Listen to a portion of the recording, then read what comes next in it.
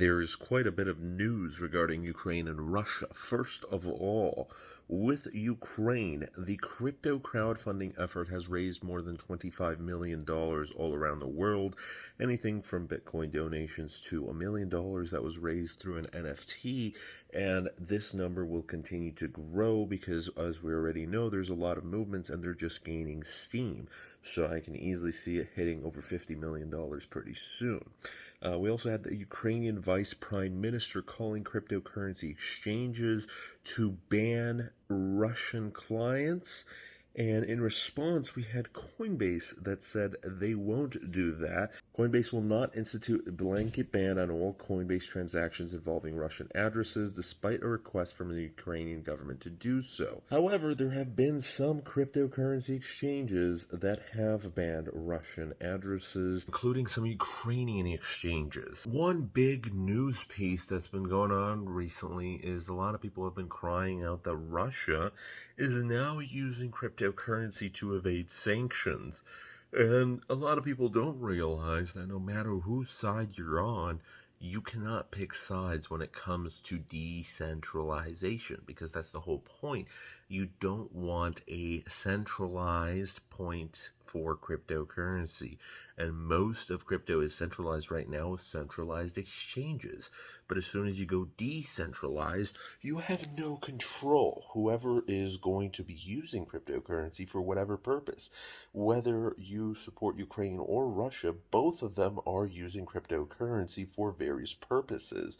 Now, whether you are fleeing your country and Ukrainian banks were shut down, people who have said they've fled, they cannot use their Ukrainian debit and credit cards. They are suddenly out of money. And only people who had cryptocurrency still have their money, or, they brought their other belongings. But for Russia, you have a lot of citizens that also their Russian banks suddenly shut down, or sanctions have hit them hard and they don't have access to money. So, in many of these cases, whether it's Russian citizens or Russian corporations, they are evading sanctions through cryptocurrency. And is it illegal? No, because that's the whole point of decentralization. Anybody is able to use it.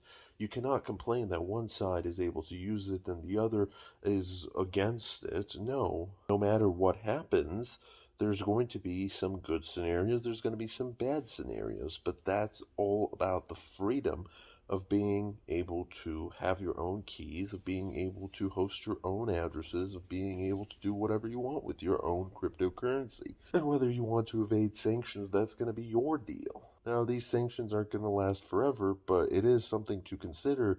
Even if the war did suddenly cease, how to de-escalate the situation.